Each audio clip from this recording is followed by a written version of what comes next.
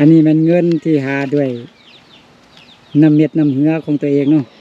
เป็นอะไรดีใจบ่ดีใจภูมิใจเนาะที่ว่าเขาสามารถหาเงินได้เนาะบ่เมื่อยหลายปีแต่ละมื้อ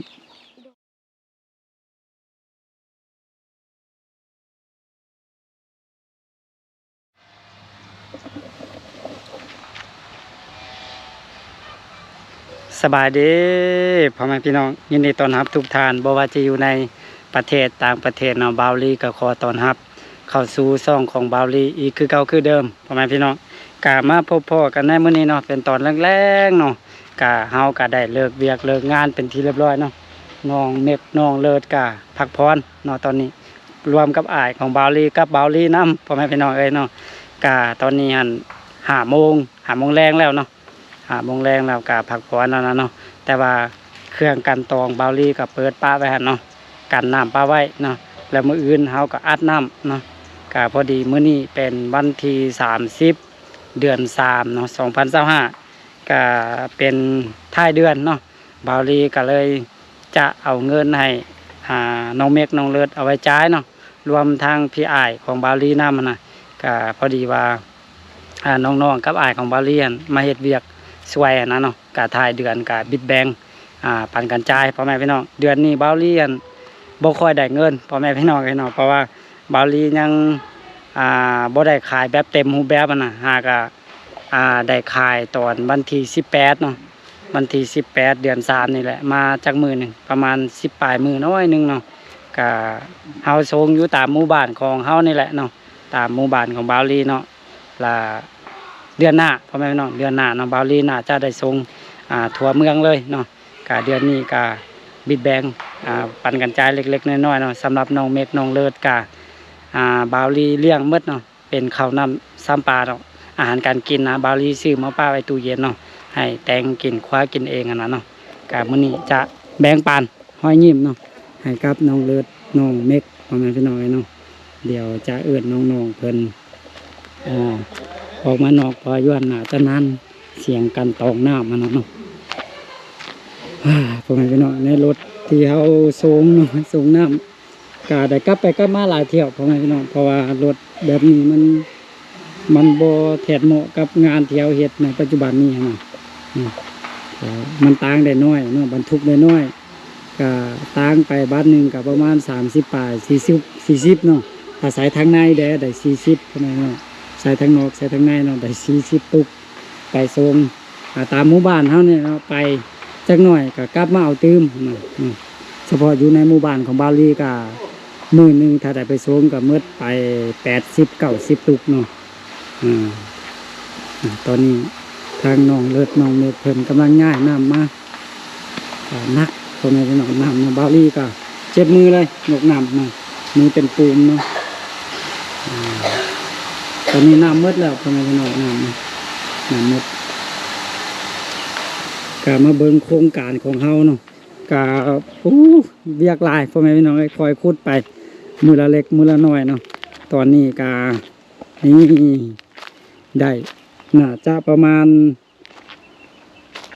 50%เนาะ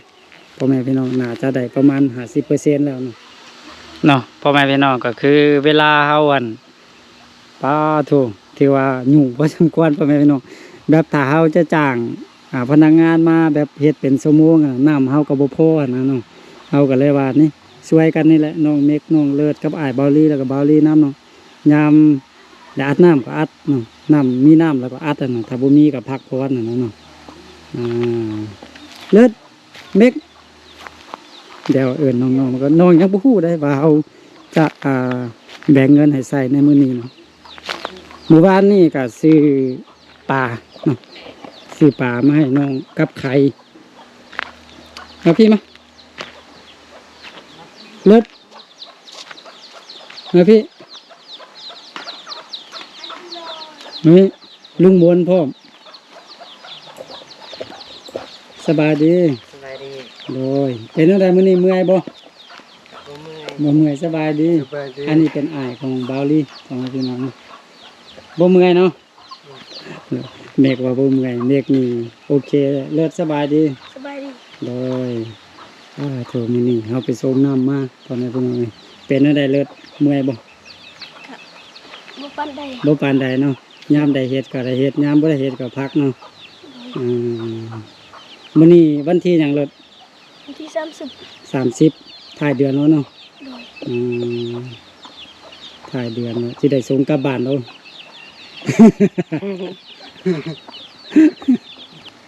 ยอมโอเคมื้อนี้อาจจะแบ่งเงินให้ใช้เนาะ โดย อืมอ่ะก็คือแนวนี้พ่อแม่พี่น้องสวนเมฆแท้ได้ไป1 ล้านกีบแล้วเนาะก็คือเดือนหนึงอันตีแบบเฉลี่ยเลยพ่อแม่พี่น้องเดือนหนึงมันมี30มื้อเนาะบาวลี่ให้10มื้อต่อ500,000กีบเนาะเดือนหนึงก็1 ล้านกับ500,000กีบตะเกียนอายของบาวลี่ไปลงปิดกอกน้องเลิศดีใจ หัวยังเลิศน่ะเอานี่มึงดูหัวยังน่ะ หัวอายปิดกล้อง ตะกี้เลิศหัวนะพอดีอายของบาวเลียนหน้าจอมันดับนะแล้วก็ไปปิด เลยปิดเนาะคือนั่นนี่อันเดือนนี้อันอายก็บ่ได้ขายน้ำแบบเต็มที่เนาะคือจุน้องฮู้น่ะมีแต่ว่าเจ๊แบงค์ให้ใช้อันน่ะเดือนนี้อัน5,000,000กีบเนาะแต่ว่าเมฆคันมาก่อนเลิศได้เดือนหนึง20มื้อเนาะ20มื้อแล้วก็เอาไปแล้วล้านกีบน่ะถ้าตีเฉลี่ยก็คือ10มื้อต่อ500,000กีบส่วนว่าอันครบอันกินเป็นข้าวเป็นหยังเลี้ยงหมดเนาะเป็นข้าวเป็นของครบของกินเนาะชิ้นหมูเป็นปลาเป็นหยังเนาะสิมาเลี้ยงหมดนะก็สวยอยู่น้ำอ้ายนี่แหละเป็นแบบครอบครัวเดียวกันแน่ โดย เป็นอะไรอยู่น้ำอ้ายผ่านไปจักมื้อน้องอยู่น่ะ10 มื้อเนาะ โดย ประมาณนั้นรู้สึกแนวไหนดีใจอะ ดีใจ ดีใจเนาะดีใจที่ว่าได้มีเวียกเฮ็ดแล้วก็ได้มีข้าวน้ำซ้ำปลากินเนาะเนี่ยสิได้เงินพร้อมต่อไปอ้ายได้หลายอ้ายก็ปันให้ใส่หลายเนาะ โดย ส่วนว่าเมฆแถมมาเดือนหนึงแล้วเนาะได้รับเงินไปแล้วล้านกีบเนาะยังเหลืออยู่500,000เนาะส่วนเลิศหากนมาก็เอาไป500,000กีบเนาะเราเดือนหน้าเฮาไปได้เต็มเนาะ โดย เพราะว่าน้องหากนมาเนาะ เอาไปจ่ายเนอะประหยัดไว้ก็ได้เก็บไว้เพราะว่าอยู่น้ำอ้ายบ่ได้จ่ายมันหยังเด้ โดย ของครบกันกินอ้ายซื้อให้หมดบ่ได้จ่ายหยังเก็บเงินไว้1 2 3 4 5อันนี้ใบแสน500,000กีบพ่อแม่พี่น้องเอาเลยเจ้าขอบใจแล้ว1 2 3 4 5อันนี้เป็นของเลิศเอาเลย ใจ โดยตั้งใจเฮ็ดเวียกช่วยอ้าย โดย ต่อไปมันได้ขายดีเขาก็ได้เงินเดือนหลายอ้ายฮักจิเบิ้งไปแหละถ้าว่าขายน้ำดีขึ้นอ้ายก็สิเพิ่มให้จุน้อง โดย แต่ตั้งใจเฮ็ดเวียกก็ดูมันอยู่พ่อแม่พี่น้องสำหรับน้องเลิศกับน้องเมฆเนาะดูมันไม่เฮ็ดเวียกนำบาลีนี่ใส่ได้เมื่อส่วนสุแนวเลยเนาะแบบบอกอีหยังก็ได้เมื่อเท่าน่ะเนาะแต่ว่าคนมาซื้อน้ำเนาะทุกคนขายน้ำอยู่นี่ไก่จากบ้านน้องเขาเนาะมาพี่มายืนน้ำกันพี่มาดูเกือบแมทกันแล้วพ่อแม่พี่น้องเนาะ เบิ่งจับเงินมามึงดูมาโซ่ให้ FC เบิ่งมึงดูเป็นเอาได้อันนี้แม่นเงินที่โซ่กันจนอันนี้แม่นเงินที่หาด้วยน้ำเม็ดน้ำเหงือของตัวเองเนาะ โดย เป็นเอาได้ดีใจบ่ ดีใจ ภูมิใจเนาะ โดย ที่ว่าเขาสามารถหาเงินได้เนาะ โดย บ่เมื่อยหลายปีแต่ละมื้อ โดย เนาะก็พอเฮ็ดพอไปอ้ายก็เฮ็ดสวยเนาะทุกวันทุกแนว โดย อยากได้มันหยังบ่อยากซื้อมันหยังบ่ บ่ บ่ซื้อหยังแท้เนาะเก็บไว้ก่อนเนาะเงินน้อยเนาะ โดย เม็ดเนาะเก็บไว้เงินอ้ายให้เท่าแล้วยังติยังอยู่เนาะโอเคเพราะฉะนั้นก็คอยตั้งใจเฮ็ดไปเดือนหน้าเฮาก็สิได้เต็มเพราะว่าเลิศหากนมาเนาะเลยเนาะ โดย เมฆยิ้มมึงดูเมฆเป็นอะไร เมฆนี่เลิศแต่โอเคอยู่ปากตลอดอยู่เลิศโครงการเฮายังบ่แล้วแท้เนาะ โครงการเฮาอันนี้ก็คือ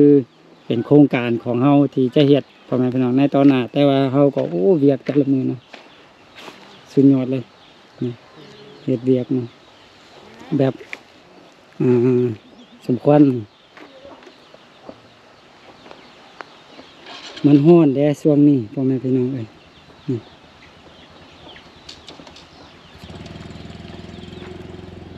ส ส่วนอ้ายของบาวลีก็จะได้ให้เงินเดือนคือกันพ่อแม่พี่น้องเอ้ย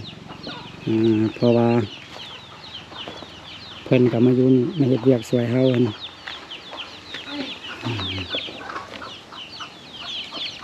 เป็นแน่นอนเมื่อคืนฮ้อนอยู่บ่ อ่อน ฮ้อนน่ะอยากกากมุ้งบ่ อยาก กางมุ้งอ่ะเนาะเพราะซั่นอาจสิไปซื้อมุ้งมาให้นะ โดย เมกบ่ฮ้อนที่เมกน่ะฮ้อนอ่ะ บ่ฮ้อนที่ฮ้อนฮ้อน เลิศนี่ฮ้อนเนาะเลิศเนาะ โดย โอ้ถ้าเลิศฮ้อนผู้เดียวก็สิให้เลิศนอนมุ้งผู้เดียวเนาะแล้วก็เมกก็นอนนาเต้นคือเก่าเนาะเนาะเมกเนาะบ่อ่ะ เอ่อโอเคพ่อแม่พี่น้องเอ้ยทอดละจะมาซื้อน้ำกับโรงงาน กะตูกหนึ่ง7,000 กีบถ้าว่ามาซื้อกับโรงงานเนาะเพิ่นมาแบกเอาไปนะเดี๋ยวเราจะได้ทนเงินกันโอเคพ่อแม่พี่น้องดัซันกะมีอย่างยักษ์อนาเลิศมีอย่างยักษ์บอกถึง FC บ่พอ FC ถามหาน้องหลายว่าเป็นเท่าใดก็สู้ๆเด้อเลิศตั้งใจเฮ็ดเวียกเด้เป็นเด็กน้อยแบบเป็นคนขยันเพิ่นว่านะมีอย่างยักษ์บอก FC บ่ขอบใจเพิ่นบ่ ขอบใจที่ว่าน้องก็ได้สู้ สู้เนาะ โดย โอเคตั้งใจเฮ็ดเวียกสู้เพื่ออนาคตเนาะ โดย เลิศเด้ ขอบใจ FC เบิ่งจุน้องหลายเด้ FC เพิ่นผู้ใหญ่ใจบุญเพิ่นที่เคยช่วยเหลือจุน้องนี่เพิ่นก็ว่าดีแล้วที่ว่ามาอยู่น้ำอ้ายนี่นะก็เป็นเท่าใดก็คอยเฮ็ดไปน้ำอ้ายเนี่ยอ้ายสิช่วยเฮ็ดไปบ่แม่นว่าสิเฮ็ดแต่เวียกแล้วก็เอาแต่เงินบ่แม่นเฮาต้องเฮ็ดไปแล้วก็อยู่แบบครอบครัวกันหักแพงกัน แล้วก็เอาประสบการณ์ไปนำจุน้องอยู่จะนี่ดีแล้วไปน้ำอ้ายสิพาเฮ็ดพาไปแล้วก็จุน้องสิฮู้ว่าในโลกใบนี้มันมีสิ่งที่เขาจะเฮ็ดหลายสิ่งหลายอย่างเก็บเกี่ยวประสบการณ์อนาคตต่อไปใหญ่มาจึงจะฮู้ทันคน โดย พี่น้องก็โอ้ดูมันสวยอาดตลอดโอเคพ่อชันกันเนาะเขาก็จะได้พักผ่อนก่อนเนาะ โดย ก็โอเคพ่อแม่พี่น้องเนาะค่อยคำยามแรงเนาะมาพบกันในมื้อนี้เนาะกับบาวลีก็โอ้ยุ่งพ่อแม่พี่น้องช่วงนี้เนาะก็จะเฮ็ดให้มันเข้าระบบเข้าแบบที่เข้าทางก่อนนะเพราะว่าตอนนี้บาวลีก็หาลูกค้าเนาะหาลูกค้าไปหลายๆพ่อแม่พี่น้องเนาะเพื่อว่าต่อไปเขาจะส่งน้ำได้แบบสะดวกสบายเนาะก็มันมีอยู่2-3 บริษัทเนาะแต่ว่า2-3 โรงงานเนาะสำหรับน้ำดื่มมันนะแต่ว่าบาวลีก็ดีใจอยู่พ่อแม่พี่น้องหาก็เปิดขายเนาะแต่ว่าก็ได้ลูกค้ามาหลายพอสมควรเพราะว่าน้ำมันบ่พอเนาะบ่พอกินนะในทั่วเมืองเนาะก็มีหลายครัวเรือนที่ต้องการน้ำเฮาเนาะเฮาก็ได้เอาไปให้เพิ่นแต่สิ่งที่สำคัญก็คือตุกน้ำพ่อแม่พี่น้องเนาะก็เพิ่นนั้นมีของบริษัทอื่นอยู่แล้วนะถ้าหากว่าเฮาไปเนาะบริษัทอื่นเพิ่นนั้นบ่ให้จำตุกเนาะบ่ให้จำตุกก็ถ้าเฮาจะให้เพิ่นจำเพิ่นก็บ่กินน้ำเฮาเนาะฉะนั้นเฮาต้องบ่ให้เพิ่นจำแล้วก็มีแต่บางกฎระเบียบให้ฮู้นํกันว่าถ้าหากว่าตุกเสียหายเนาะก็จะได้ทดแทนคืนนะแต่ว่ามีหลาย FC ที่คอมเมนต์กันเข้ามาถ้าว่าเฮ็ดแบบนี้เนาะมันจะเกิดการเสียหายบ่นะตุกเนาะตุกน้ำเพราะว่าทุนเฮามันมาขำมาอังอยู่น้ำตุกเนาะพ่อแม่พี่น้องแต่ว่าบาวลีขายน้ำมากับเดือนกว่าเนาะประมาณเดือนกว่าเริ่มขายเพชรภายในหมู่บ้านน่ะก็บ่มีเสียพ่อแม่พี่น้องเนาะเพิ่นกินน้ำเมดเพิ่นก็มาตั้งอยู่หน้าเรือนเนาะเฮาก็ไปเปลี่ยนน้ำให้เพิ่นเพราะว่าเมืองของบาวลีอยู่มันบ่ได้เป็นเมืองใหญ่พ่อแม่พี่น้องเนาะเมืองน้อยซื่อๆนะเนาะก็เลยว่าเฮาก็ฮู้หน้าฮู้ตากันทั่วเมืองเลยแหละพ่อแม่พี่น้องเนาะในการไปการมาอีหยังนะก็ถ้าหากว่าเพิ่นเฮ็ดเสียก็คือเพิ่นจึงจะได้ทดแทนคืนเนาะก็จะประมาณนี้เนาะในการหาลูกค้าเนาะก็ตอนนี้ก็คือกระจายตุกไปเนาะแล้วมือต่อไปน้ำมืดเฮาก็ตากน้ำไปถ้าหากว่าเพิ่นกินมืดเพิ่นหักมาตั้งอยู่หน้าบ้านเพิ่นเนาะเฮาก็ไปเปลี่ยนให้เพิ่นก็จ่ายเงินค่าตุกน้ำเฮาเนาะต้องได้ลงทุนไปแบบนี้พ่อแม่พี่น้องเนาะก็คือ ตุกใบหนึ่งเนาะกับประมาณ100 บาทพ่อแม่พี่น้อง100 บาทกะถ้าตีเป็นเงินกีบก็อยู่ที่63-64 พันเนาะในตอนนี้เรทเงินเนาะกะเฮาไปส่งน้ำประมาณ5-6 เทื่อเนาะจึงจะได้ทุนของตุกน้ำมันคืนแต่ว่า3 มื้อเพิ่นก็กินอยู่ประมาณ2 ตุก 3 ตุกเนาะถ้าว่าเฮือนใดมีครอบครัวหลายก็ประมาณ4 ตุกเนาะแต่ว่าเฮือนใดก็ยังต่ำสุดก็เป็นตุก1 2 ตุกเนาะเพิ่นเอานะเฮาไปส่งประมาณ3 เทื่อก็ได้ทุนตุกคืนเนาะก็มีแต่อดเอาพ่อแม่พี่น้องเนาะอดเอาแนวใดเฮาก็ได้ลงทุนไปแล้วนะเนาะก็ได้สู่ชนพันธุ์พาไปเนาะเป็นแนวใดก็ต้องได้อดทนไปแหละก็ดีใจที่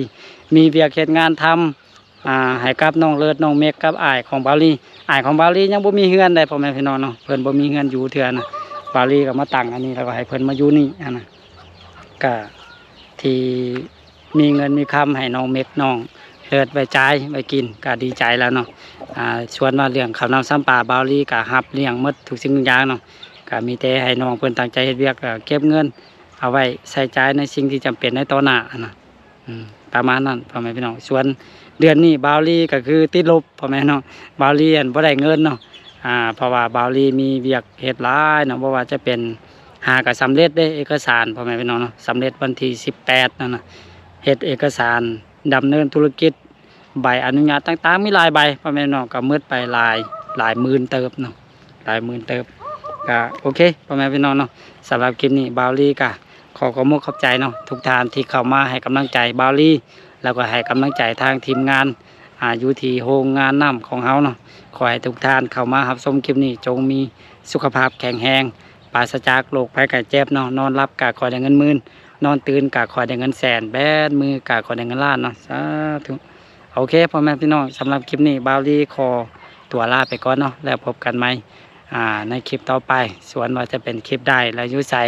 ก็อย่าลืมให้กำลังใจกันคือเก่าคือเดิมสำหรับคลิปนี้ขอตัวลาไปก่อนเนาะแล้วพบกันใหม่